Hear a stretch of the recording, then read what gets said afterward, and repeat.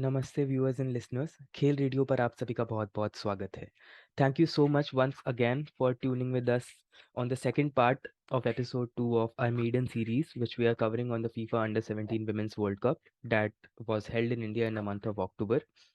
We have absolutely enjoyed having a conversation with some super interesting and insightful people over the course of this series, including stakeholders such as the players from the Indian national women's team, such as agents, coaches, lawyers, and also a representative from the largest Indian women's football fan base. The second part of this conversation, the episode number 2 of series 1, is more to the technical and regulatory end of things, in which our all-star panel has discussed several areas such as gender equality in sport, specifically football, um, reforms for AIFF going forward, grassroots development, infrastructure development, corruption cases in FIFA, and of course everything about the Indian under 17 women's football team. And in this particular part, we continue the previous conversation and dive deep into topics such as lessons which Indian football can possibly take from other sports being conducted in India, and corruption specifically in football. Interestingly, I would like to point out that in the previous part of this conversation, our panelist Matilde had explained the reasons behind the success of women's football participation in Spain. And interestingly, Spain has emerged as the champions of the current edition of the Women's Under 17 World Cup by defeating Colombia 1-0 in the final. And if you enjoy this conversation, please give us a like and hit the subscribe button to stay tuned with us for more all things sports content in future. And please also give us your valuable feedback in the comments section. So, without further ado, let's start with the podcast.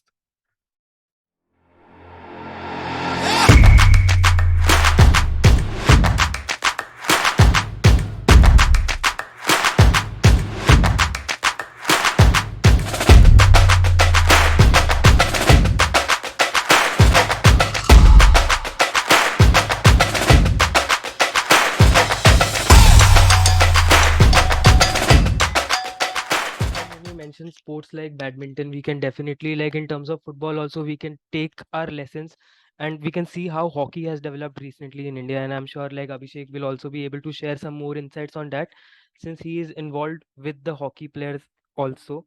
So, like, in terms of broadcasting, also, when you, Abhishek, when you mention broadcasting, and it's quite depressing to note that even the senior women's national team matches are not broadcasted. So me being a fan, if like as an Indian football fan, if I want to watch the senior national women's team play, I don't have any way. Like all I get is snippets on YouTube or Instagram being posted. So I think they will definitely have to do better. And Abhishek, I think if you will be able to tell us a little more about the lessons which we can learn from other sports, for example hockey, since you are involved with that sport. So I think certain lessons which can be Yeah, implemented in like football. so. Okay, yeah. So I've just run through it. So I've been working with women hockey players specifically for the last 5 years. Okay, as much as I love football and I've been always, it's my first love. But hockey is something that I played as a sport. Field hockey is very interesting, and I've always loved it. Now the thing with India was one of the greatest nations to play hockey, field hockey at some point of time, and then comes a vacuum, and then the European countries started really pulling their game up, and because of the European astroturf, because Indians were used to playing hockey on the grass, and when field hockey went to astroturf, which is in Europe, the game became a lot more faster. So I think there came a period where the vacuum for Indian hockey players to develop became more limited, and Europe and South American countries started performing better. Now, since I have been with women's hockey for the last 5 years, uh, I have seen a tremendous growth in that being very successful, more than men's.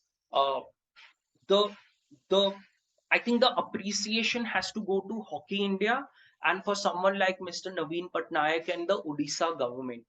Um, I don't think so. There is any other politician that I would respect so much because I love sports. uh, but he is someone that is a role model for so many people in India. He's a role model for other ministers and politicians in India, because he is someone who has helped hockey revive, which was financially struggling. And today, when you see the men's hockey team winning in the Olympics, the women's hockey team giving a unbelievable performance in the Tokyo Olympics, the Commonwealth Games, and the Asian Games. It reflects on the type of investment. It reflects on the type of support that has gone into play. Uh, Now coming back, I think what hockey has gotten it right is their state play, and when the players have these tournaments that are intra-state and all of that, that is taken very seriously. That becomes a scouting ground for all of these people to call more athletes to the facility to see we can scout better talent for hockey. So now hockey is just not in pockets of Punjab and Odisha and Chhattisgarh. Hockey players are coming out from Kerala. Hockey players are coming out of Goa. Hockey players are coming out of Chhattisgarh, Jharkhand. So I think this they have gotten it right, that the sport does not just belong to a specific region in India. Yes, it has more popularity. Go to any Punjabi household, they love hockey. Go to anyone in Odisha, they love hockey. So it's like when I say go to any, I'm from Calcutta, go to anywhere, everybody wants a football and they're ready to play. You take me at any hour, I'm ready to play football. I don't have a problem. So it's, I think, taking hockey pan India and then trying to find talent. Like, for example, hockey players coming from Mizoram, hockey players coming from Manipur. So I think that is the hockey model that has gone right. And they've invested a lot of money. They've invested on resources. 5 years back, when I was with women's hockey, they didn't have a nutritionist in the team. Can you believe it? And I was the only one shouting these things, saying, how can you not have a nutritionist? You guys are professional players. You all are playing at the highest level. How is that possible? But all of that has changed. They have proper performance analysts, they have proper nutritionists. I am someone who's now vocal about getting a sports psychologist in every team. Every team needs a sports psychologist. This is the need of the hour. Players need to discuss their performance, their individual behavior. So hockey has gotten this right, and I'm very, very proud to see the growth that I've seen in the last 5 years. And it's only possible because of Mr. Patnaik, because of Hockey India trying to restructure this. When India, so I take Spain and Argentina as an example for hockey as well. Argentina and India, there's not much of an economic difference, to be honest. We're very, very similar in terms of a lot of things. Argentina performs in football, Argentina performs in field hockey, Argentina performs in, I don't know, multiple sports. And the same with Spain. You see the Spanish women's team playing hockey. Oh my God. Those guys are professional athletes when they come out. So I think now we've Indian women's hockey team has reached that they can compete neck and neck on a given day. They can take down a team like Netherlands, who are the best in the world. They can take down a team like Australia, who are the best in the world. So I think now is a good time and a good era for hockey, and this is a golden generation of hockey players. And I hope everybody in India remembers them. And it's a great model for football lovers and for football AIFF to follow all of this. Yeah, I Yeah. think that answers the question. And there is a saying in law that the law is always in need of reform.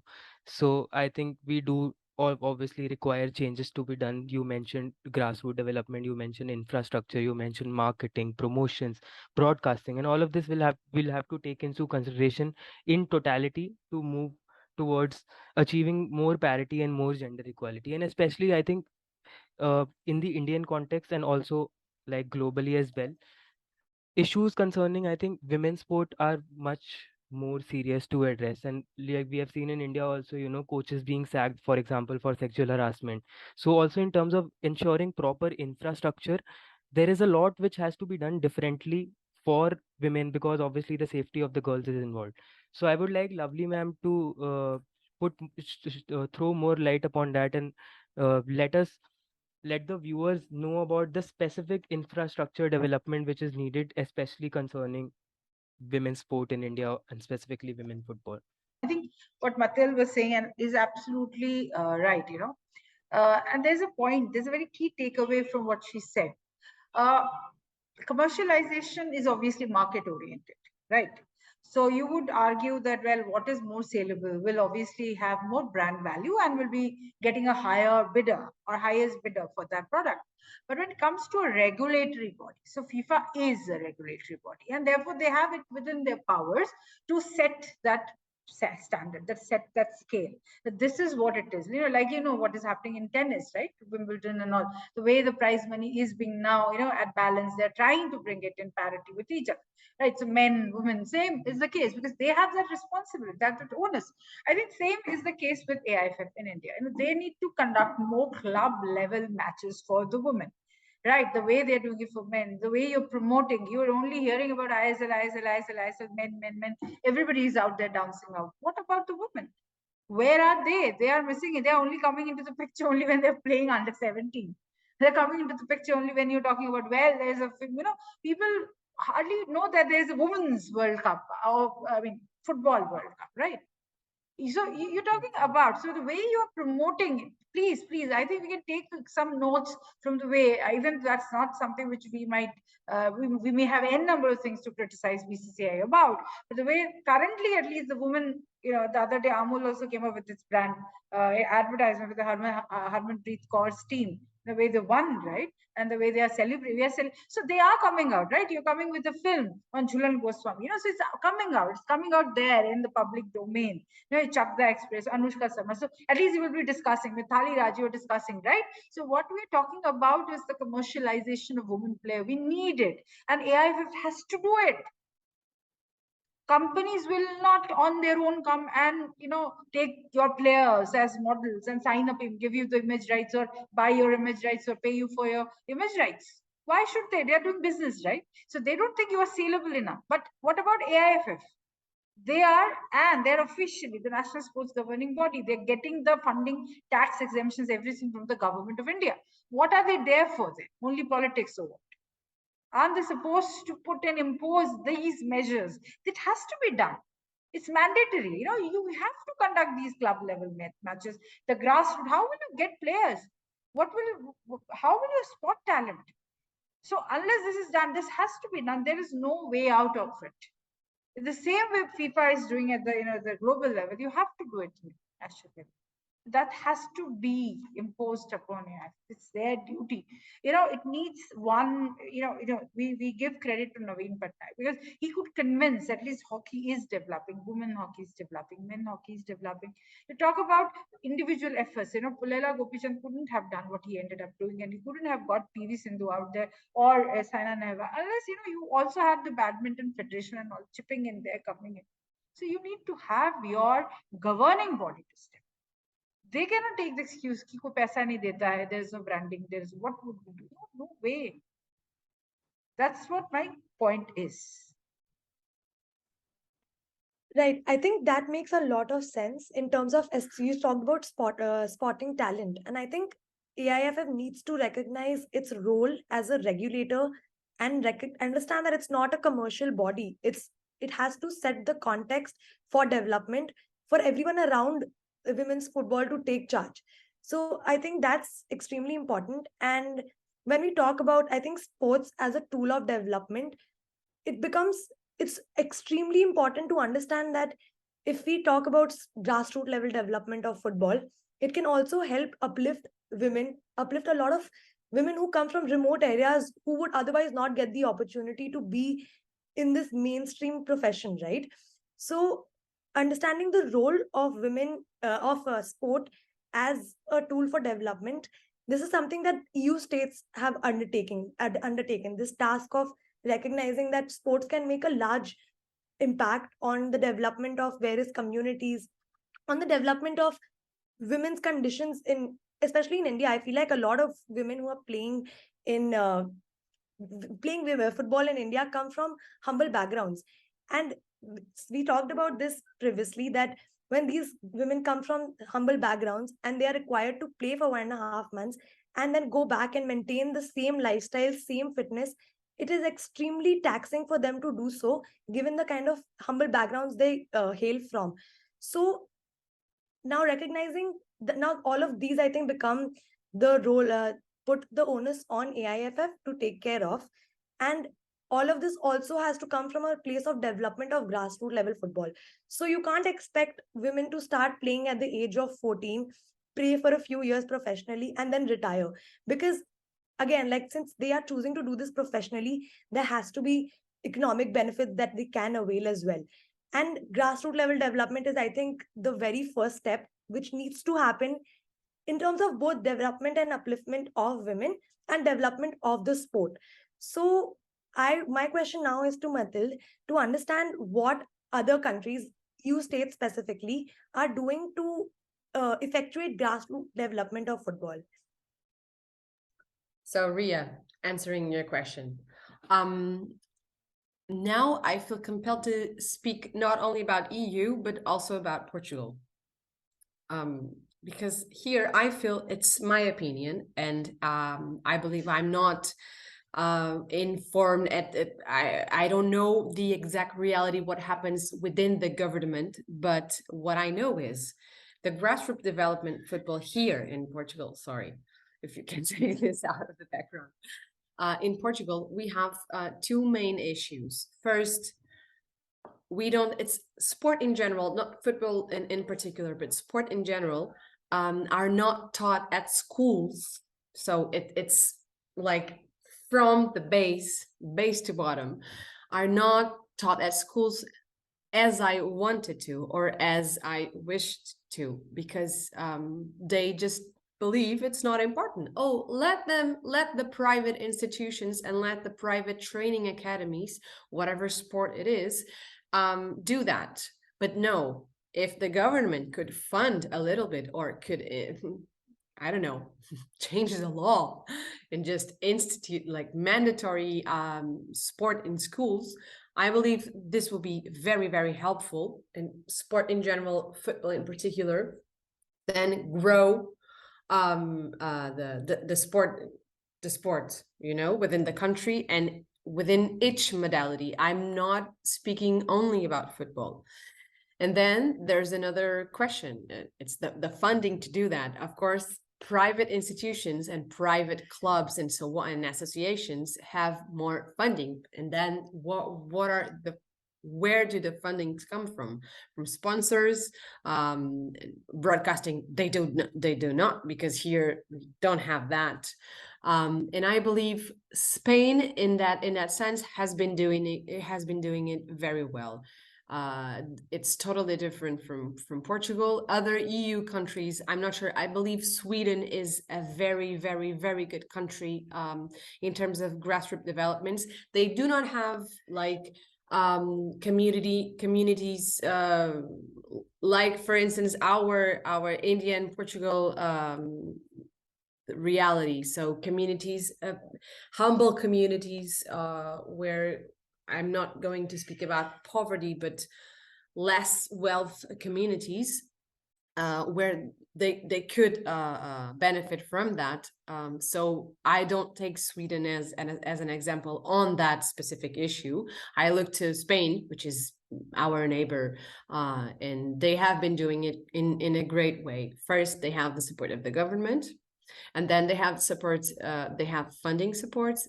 I believe, of course, if you speak to a Spanish, they will always say, oh, we can do much better. We can do this and this and that. But if you compare it to our reality, well, for me, they are an example. I don't know if I addressed the question, but if you want me to elaborate, I will.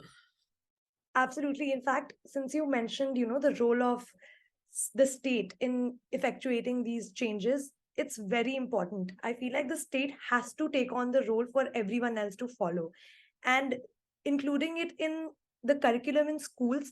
Again, I think it's super important, because as a child, only when you see these things around you, only when you have access to this, can you also go on to contribute to it. Or you may start on later out of your own accord. That's, again, like, I think that's what most people do. But the state can really contribute, and the Orissa government, Orissa is where I stay, the Orissa government is doing a great job in terms of sports. In fact, the Orissa government is also including sports, physical education, and yoga as a compulsory course, as compulsory subjects in school curriculums.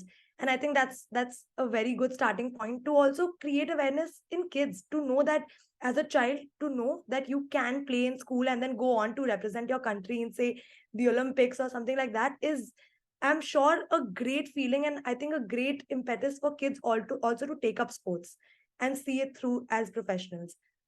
That's true, and I So think there's empirical evidence also in that regard, Ria, when you mention, like, for example, the Odisha government taking the initiative, and Odisha government also running out initiatives such as Kick Off the Dream program, where they actually last year they taught 60,000 students, both boys and girls, in schools, and they gave them professional coaching, football coaching, which was definitely a great initiative.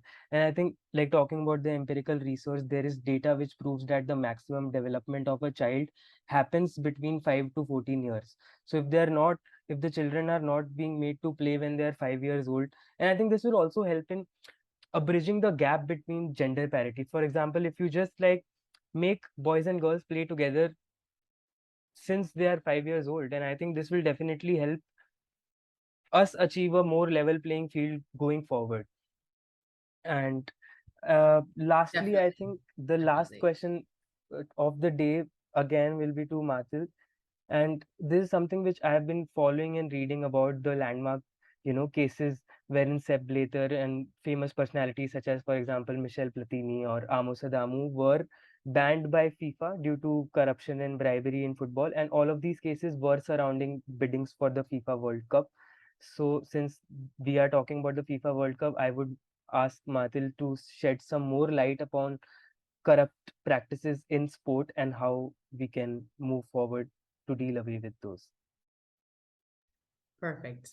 First, I will take the opportunity to introduce, I don't know if you know or our listeners know, but there's actually an institute, institution, association, whatever you want to call it, which is, it's SIGA, Sport Integrity Global Alliance. And they have been doing so much in terms of corruption and defending sports integrity in general. I'm now doing like publicity to SIGA. I'm definitely not related to that, but I am very proud that actually the president of SIGA is a Portuguese, Mr. Emmanuel Medeiros. And they have been doing an amazing job in terms of sport integrity in general. We have, when we speak about corruption in football, of course, we have the landmark cases. Whenever money is involved, there's always corruption. Sports, football as the biggest sport, of course, well, it happens. But what I wanted to say is that we have a lot of types of corruption. Of course, they are all related to money in some way, but we have the match fixing, the betting process, then the bidding for the World Cups, and so on. So it's a very general question to address. But if I need to speak about issues within the corruption in sport, I would like to choose to address once again to SIGA, to defending sport integrity all over the world, not only football, but sport in general.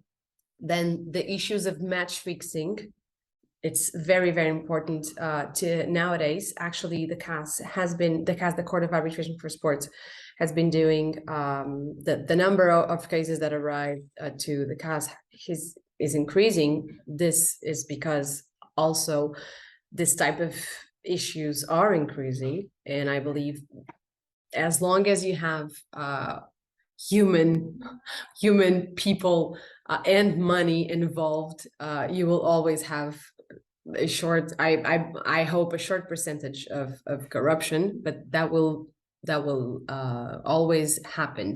But I believe the match fixing in terms of regulations and the regulation on match fixing and competitions and so on has been is improving, but we are at the beginning of the phenomenon. So let's see what the rest of the next years take us to in terms of match fixing and corruption in football. Hopefully I won't be that person who's going on and on in a podcast.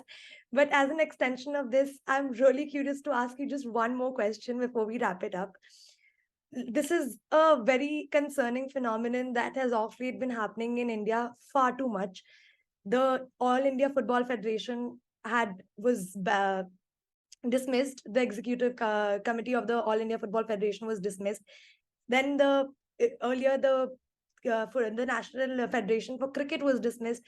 Then the National Federation for Table Tennis was dismissed. So this is something, and all of these involved corruption allegations as well, right? Like especially with cricket and table tennis, corruption was a huge problem, and this leads to, say if the executive committee of these national federations is dismissed, the FIFA Under-17 Women's World Cup was almost not held in India, which is a huge consequence. Players went to play a match abroad and had to come back without playing the match because the AIFF was banned from participating in these events. So I think all of this becomes a huge hurdle for players as well, right? If you are doing your job, you're staying honest, and as a player, you are giving your best, and someone in the federation, someone in the administration is being corrupt, and that hurts your chances of making it, I think that's a huge problem. Is this something, so my question is, out of sheer curiosity, is this a problem that exists in Portugal as well? Or like, have you heard of these issues existing in other countries at this level? Because this is happening over and over again. Corruption charges, then the Supreme Court intervenes and the Executive Council of the Federation is dismissed. And that's a huge problem. So is this something that is happening all around? Not to that scale, and not to my knowledge, at least in Portugal. What happens? Well, I believe in every country, at least there's a scandal of corruption in some modality. But speaking in football in Portugal, we had a few corruption scandals, but in private clubs, I'm not going to name those. Well, it's public, but I'm not going to name the clubs for out of respect. But it was in the sense not to corrupt the football, but to help the club, of course. So in their own how do you say, to take advantage of that corruption to help your own club. Of course, this harms the sport. I don't know if I don't know if the players are concerned about that. I'm sure they are. But at the end of the day, as long as they receive their salary, as long as their club remains top of the table and so on, and if they start, I'm sure if they start speaking about that and against that, they will be banned from the club or transferred, or I don't know. This happens, unfortunately. And as I said, transparency is everything. And whenever money is involved, you can always, you have always in some way, on a larger scale, on a smaller scale, these types of corruption scandals. It's a pity because it harms football and sport in general, but it happens. It happens not only in India. The harsh reality of things. So thank you so much. I think this conversation was really, really insightful. There was so much for all of us to take away from this conversation, and also a very lively conversation. I had a lot of fun being part of this, and I'm truly grateful to you for joining us today. Thank you so much for the invitation.